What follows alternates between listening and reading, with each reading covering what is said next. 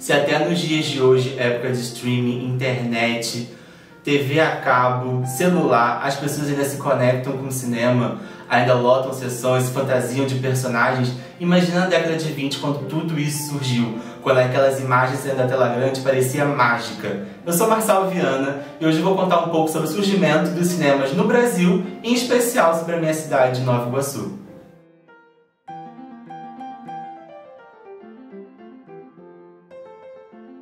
Após a primeira exibição pública em 28 de dezembro de 1895 no Grand Café, em Paris, pelos irmãos Lumière, o cinema já se revelou uma grande potência social. A Europa e os Estados Unidos dominaram essa arte de fazer filmes e logo em seguida o Brasil, que já exportava muita coisa do exterior, começou a exportar os equipamentos para que o cinema pudesse chegar aqui também. No início, os aparelhos cinematográficos começaram a ser usados para incrementar apresentações de teatro, óperas, o que acabou sendo chamado de opereta.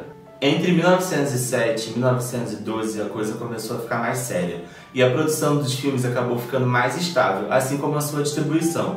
Europa e Estados Unidos começaram a monopolizar todo esse mercado, mas o Brasil também dava seus primeiros passos, fazendo umas comédias popularescas e alguns musicais.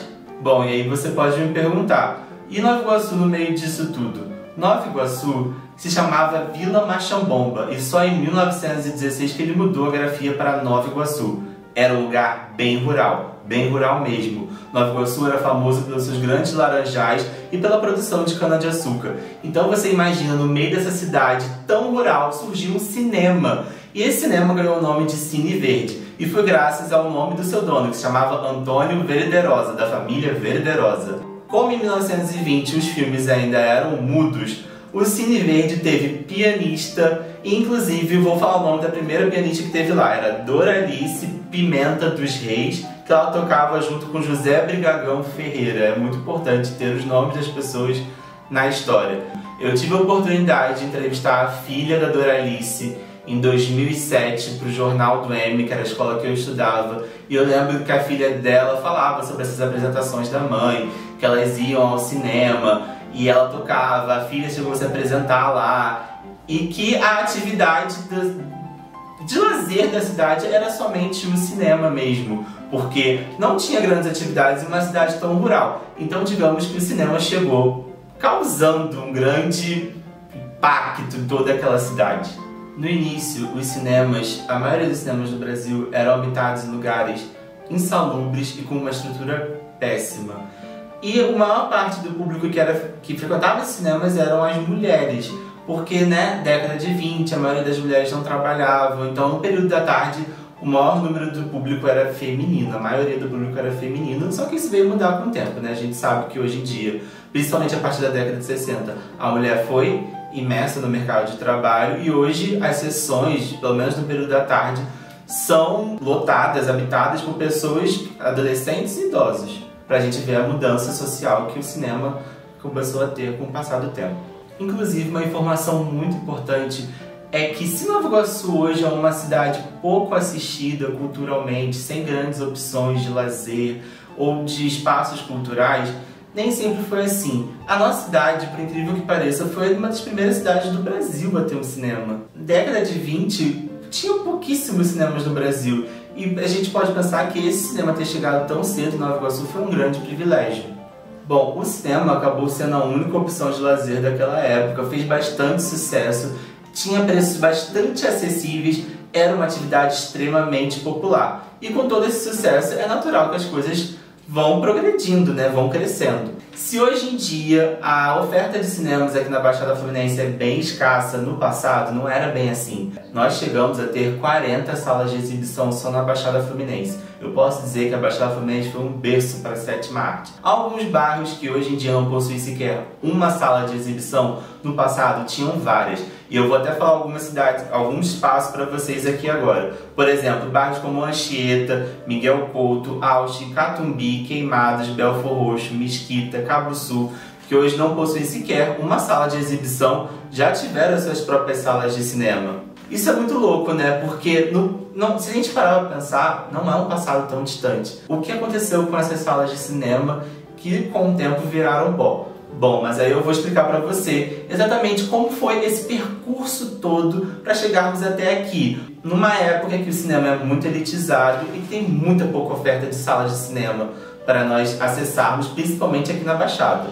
Os cinemas, até nos dias de hoje, né, já eram monopolizados pelos filmes da Europa e dos Estados Unidos. Depois da Primeira e da Segunda Guerra Mundial, então, os Estados Unidos se tornou o grande produtor de cinemas do mundo. Era muito comum nas sessões de Cine Verde nós termos muitos filmes de luta, filmes de bang bang, enfim, filmes que mostravam muito da cultura americana, né? E até hoje em dia é assim, esse monopólio existe com muita força porque os Estados Unidos investiu muito nessa arte de fazer filmes. Ele viu o poder que aquilo tinha, tanto econômico quanto social. E é muito louco imaginar que Mesquita, uma cidade vizinha de Nova Iguaçu, por exemplo, tinha um cinema alternativo que passava filmes de Fellini, Glauber Rocha. Algo inimaginável hoje em dia. Esses filmes praticamente não chegam às salas de cinema dos shoppings que estão aqui na Baixada Fluminense. É inimaginável isso. É muito louco imaginar como essa programação foi mudando com o tempo, né? Mas um fator muito importante aconteceu em 1950, que foi o surgimento da televisão.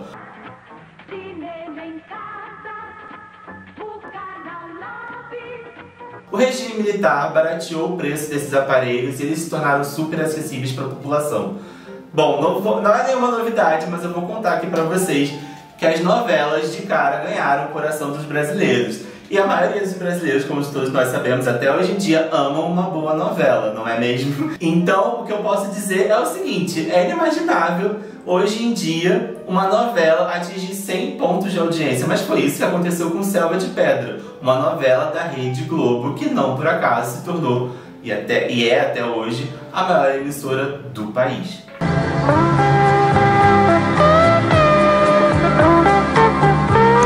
E sim, o surgimento da TV foi o primeiro baque sofrido pelos cinemas de público, de uma perda de público. E eles resolveram rapidamente uma maneira de resolver esse problema. Qual foi a maneira que surgiu? Os militares na época liberaram algo que era bem ousado, bem picante.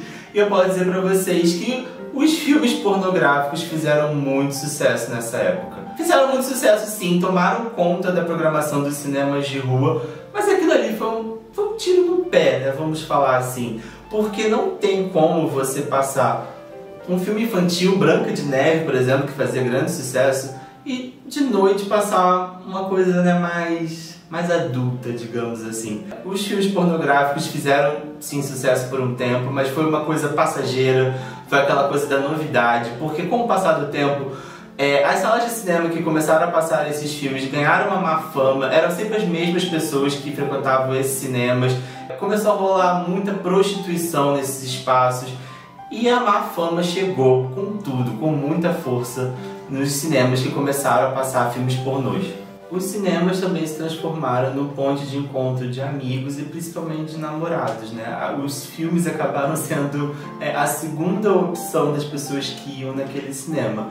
E eu peguei um depoimento de uma pessoa, um depoimento anônimo em um blog que eu achei que foi bem interessante para entendermos o que acabou acontecendo no Cine Verde.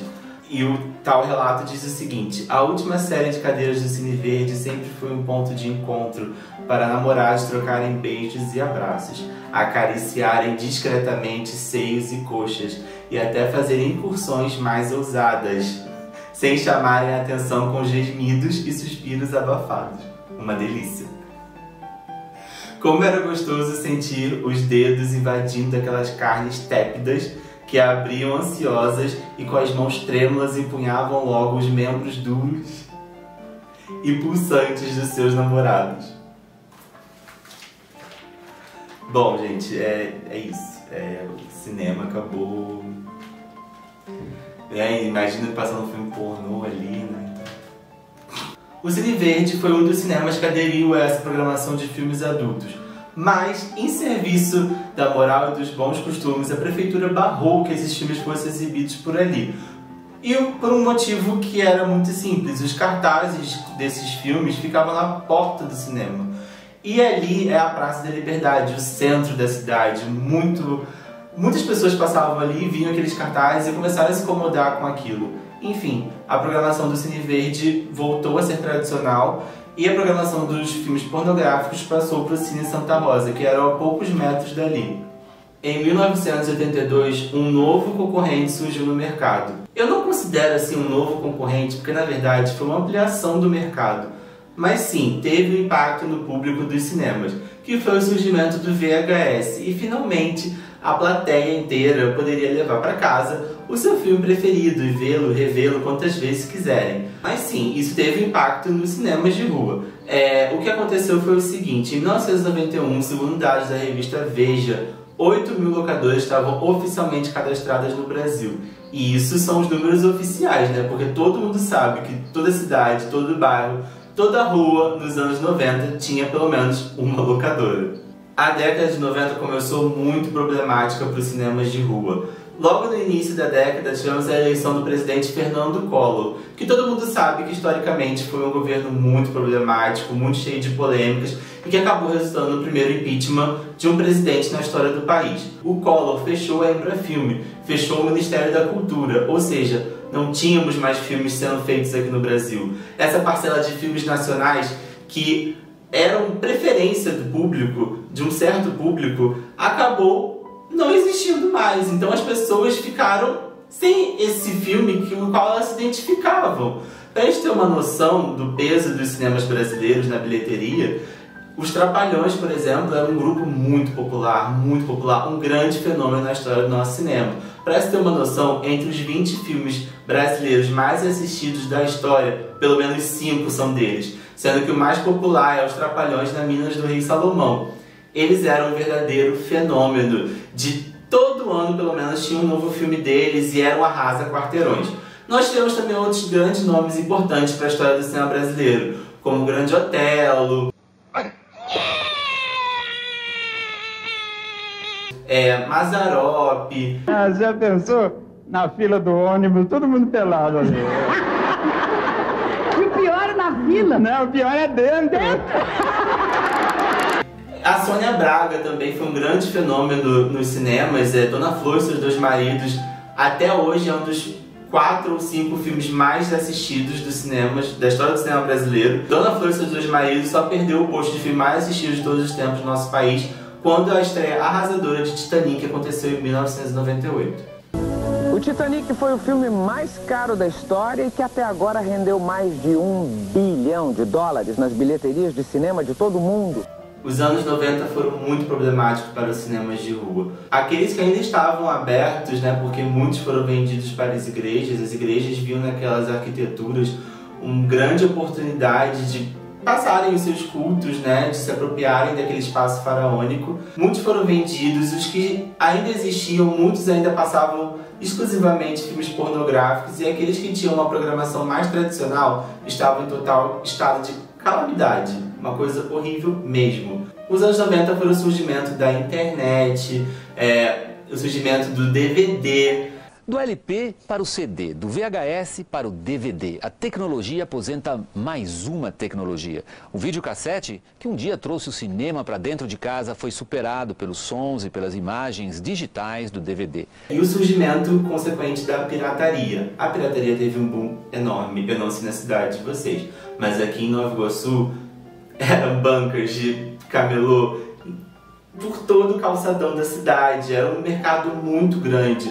Aqueles DVDs piratas por R$2, 5 por 10, era um grande fenômeno, e isso foi um baque muito forte para os cinemas, um baque muito grande, porque com o passar do tempo, como as salas de cinema estavam precárias, qual era a vantagem de você pagar um ingresso para ir no cinema, ao invés de ver um filme na sua própria casa, no conforto da sua própria casa? Isso foi um grande baque para os cinemas de rua, um baque muito grande. Foi uma época que os cinemas, principalmente aqui em Nova Iguaçu, tanto o Cine Verde quanto o Cine Santa Rosa, ficaram com uma fama muito ruim, muito ruim. Teve um índice de aumento da violência na cidade, e isso também foi um outro grande baque. Ou seja, esses cinemas estavam desvalorizados demais, demais, demais, demais.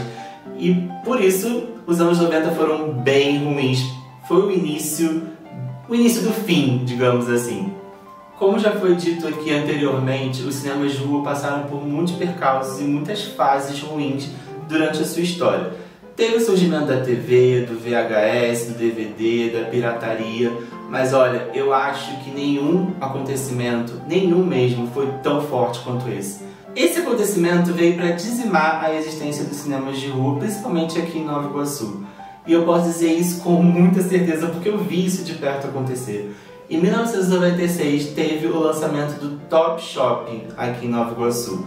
Iguaçu Top Shopping, Top Shopping, Iguaçu Top Shopping. Eu não sei qual foi o impacto do surgimento de um shopping na cidade de vocês, mas aqui em Nova Iguaçu foi um grande evento, só se falava disso. Até hoje o Top Shopping é uma grande referência de centro comercial na nossa cidade. E ele veio para dizimar a existência dos cinemas de rua. O Top Shopping tinha uma pequena sala de cinema chamada Severiano Ribeiro, com 3 salas de exibição. E aquilo ali se tornou um grande fenômeno, porque as pessoas não iam mais trocar o conforto daquela sala com ar-condicionado, bombonier, segurança. Você saía do shopping, você podia comer no McDonald's, no Bob's, podia fazer uma compra na loja americana, nas Casas de Bahia. Aquele conforto que todo o shopping englobava era impossível de competir com o cinema de rua, que estava abandonado, com cadeira de madeira, no meio de uma praça, deixando as pessoas expostas a qualquer acontecimento, à violência. O cinema já estava com uma imagem suja, pesada, por causa do histórico com os filmes pornográficos. Então, assim, era claramente o início do fim. Não tinha mais como competir. Os cinemas de shopping vieram com força total e destruíram, de fato, os cinemas de rua. E os cinemas de rua resistiram até o fim. Eu lembro que nos últimos anos de existência do Cine Verde, por exemplo, ele já era visto como uma piada. As pessoas que iam lá eram julgadas mal. Eu lembro que eu mesmo, assim, compartilhando uma experiência própria, eu tinha muita vontade de ver os filmes que estavam passando ali, porque ele era uma das opções de filmes diferentes das do shopping. Mas as próprias pessoas da minha escola me zombavam por tentar ir naquele cinema, que era um cinema sujo, era um cinema que as pessoas falavam que as pessoas só iam para fazer outras coisas, enfim. Tinha muito assalto pelos boatos que espalhavam pela cidade, e isso foi manchando muito a imagem do cinema, por mais que o ingresso do Cine Verde fosse extremamente barato em comparação com o do cinema. Era R$2 e você ainda poderia ver outro filme, você poderia ver quantos filmes você pudesse, quantos filmes estivesse em cartaz, você podia assistir, e nem isso foi suficiente para interromper a sua decadência e o seu consequente fim. O Cine Verde fechou as portas em 2009, todos os outros fecharam antes dele, ele foi o último cinema, ele quase completou 90 anos, e ele deixou uma imagem muito simbólica para a cidade, porque assim como ele terminou, ele foi o primeiro e também foi o último a existir por aqui. Em 2007 eu cheguei a entrar no Cine Verde para fazer uma entrevista com um dos funcionários do cinema, e as máquinas de projeção eram muito antigas, as cadeiras estavam definhando de madeira, a ventilação era feita com ventiladores de teto, era uma coisa realmente muito precária. O próprio funcionário de lá falou que não tinha mais jeito, que não tinha como recuperar aquele público, que as sessões do Cine Verde, durante os anos que passava filme pornográfico, eu lembro muito bem dessa frase. Ele chegou e falou assim: esse cinema aqui cheirava a sexo, suor e urina. Então, não tinha como voltar atrás, esse passado sujo já estava na história do cinema. Meus próprios amigos, eu gostava muito de ir ao Cine Verde, porque tinha uma programação um pouco diferente da do shopping, né? E eu era zoado pelos meus próprios amigos, as pessoas que entravam no Cine Verde eram mal vistas, porque o cinema ganhou uma má fama tão grande, mas tão grande. Eram fofocas de furtos, de assaltos dentro do cinema. Eu lembro que uma vez eu fui com um amigo no cinema e ele pensou que um homem fosse assaltar a gente. Por nada, só porque ele se aproximou da gente, tinha essa má fama do cinema, enfim. Foi o final do cinema e não tinha como correr atrás disso, infelizmente. Em 2009, o Cine Verde foi o último cinema de rua de Nova Iguaçu e fechou as portas. A partir dessa época, o único cinema que estava em funcionamento aqui em Nova Iguaçu foi o Top Shop, com 3 salas minúsculas e que às vezes passavam os mesmos filmes. Eram sempre filmes dublados, sempre os grandes blockbusters do cinema hollywoodiano. Por exemplo, se Harry Potter estreasse naquela semana, as 3 salas iriam exibir Harry Potter e você não tinha mais opção de ver outra coisa além daquele filme, que era o grande filme do momento. E isso fazia com que as pessoas saíssem de Nova Iguaçu para assistirem filmes em outros lugares, por exemplo, na Barra da Tijuca, na Zona Sul. Pessoas que tinham mais condições e que queriam ver filmes mais diversificados.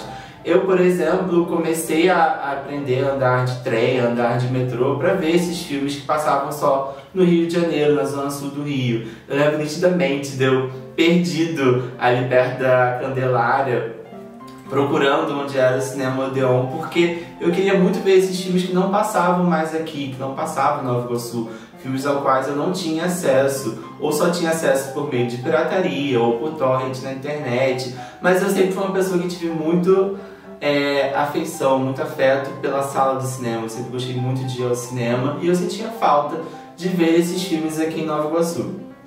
E mesmo com esse movimento dos cinemas de shopping só passarem filmes extremamente comerciais, os grandes blockbusters, filmes dublados, começou a surgir também um movimento de cineclubes na cidade de Nova Iguaçu. Cineclubes como o Buraco do Getúlio, Mate Dongu, que não é de Nova Iguaçu, mas é da Baixada Fluminense, o Cine Velho Brejo. Então muitos coletivos de cinema começaram a surgir por causa dessa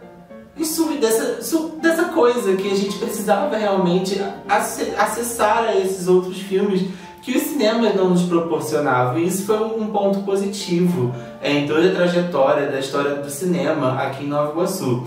Eu tenho uma frase que o professor uma vez me disse, que ele falou que a grande diferença entre você ver um filme no cineclube e um filme no shopping é que no cineclube você debate sobre aquele filme, você tem uma ideia muito ampla do que o filme quis dizer, da mensagem que o diretor quis passar, há uma reflexão sobre tudo que foi visto na tela grande. Já no cinema, aquele filme se torna um produto tão descartável quanto o que você foi fazer no shopping, quanto uma pizza que você comeu no shopping. Porque se você for no shopping, às vezes você foi no shopping só com o intuito de lanchar e acabou assistindo um filme. O Cineclube veio com essa função de florescer o debate da sétima arte. Os anos 2000 vieram com essa grande oportunidade das pessoas terem acesso a produtos tecnológicos, o surgimento dos cineclubes, dos coletivos de cinema, que ficaram muito grandes e conhecidos aqui na Baixada Fluminense. Nós também tivemos a Escola Livre de Cinema aqui em Nova Iguaçu, que formou muitas pessoas para o mercado de trabalho cinematográfico, que foi um ponto muito importante para a nossa trajetória. E em 2016 nós tivemos o lançamento de um novo shopping aqui em Nova Iguaçu, o Shopping Nova Iguaçu. Um shopping com 7 salas de cinema. E esse cinema, eu posso dizer que ele a programação não é tão diferente, não deixa de ser tão popularesca, mas as salas de cinema se tornaram com ingressos muito caros. Tem sala premium, tem sala que serve champanhe, tem sala que os ingressos são extremamente caros, a cadeira é muito mais confortável. Então eu posso dizer que a elitização do cinema de fato chegou em Nova Iguaçu, com o lançamento do Kinoplex no Shopping Nova Iguaçu. De qualquer forma, o cinema hoje ele é muito mais acessível para todo mundo, graças aos streamings, a Netflix, a internet. Então, os cinemas hoje realmente possuem uma função de, quando um grande evento cinematográfico acontece, o Vingadores, que chama plateias enormes. Eu não sei em que época você está assistindo esse vídeo, mas na época que nós estamos gravando esse vídeo, nós estamos passando por um grande período de pandemia, graças ao coronavírus.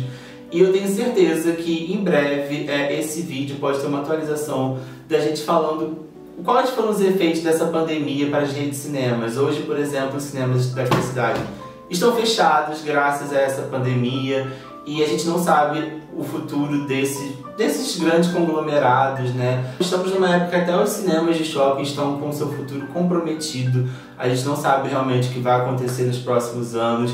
O cinema está cada vez mais forte na tela da TV, na tela do celular. Então é isso, gente. A sétima arte está passando por um grande momento de reinvenção e eu acho que o vídeo ele contou o passado e não tem como a gente prever muito do futuro, mas eu acho que o cinema vai se reinventar novamente, é uma arte que nunca vai morrer. E eu vejo muitas ações aqui em Nova Iguaçu que elas trazem ensinamento para novas pessoas, elas formam novos profissionais de cinema. Eu mesmo posso falar que eu tive grandes aulas de cinema na Encontrarte Audiovisual. Então assim, eu acredito que o futuro do cinema, principalmente aqui na Baixada, é próspero. A gente só tem que esperar por essa reinvenção que o tempo vai trazer pra gente e que a gente não tem como prever. mas estamos ansiosos para saber como será o futuro a partir de agora. Se você chegou até aqui é porque com certeza você tem algum afeto, algum interesse pelo tema do cinema. Eu espero que esse vídeo tenha sido esclarecedor para você. Se você tem alguma dúvida, deixa aqui embaixo, vou adorar respondê-los, tirar dúvidas, debater. Esse tema é sempre muito importante, sempre muito legal de ser debatido. Nós conhecemos a nossa própria história, a história do cinema, a história de Nova Iguaçu. Eu quero muito dedicar esse vídeo para minha tia Maria Dalva, que era a pessoa que me acompanhava nessas sessões, por esses cinemas de rua, pelos cinemas do Rio. Fica muito o meu agradecimento para ela. Espero que em algum lugar você esteja vendo esse vídeo. E é isso, gente. Espero que tenham gostado. O cinema é isso, a sétima arte é isso, ela se reinventa o tempo inteiro e nós aqui somos os espectadores assistindo toda essa reinvenção e passando por esses momentos históricos. Muito obrigado pela atenção, gente. É isso aí. Tchau!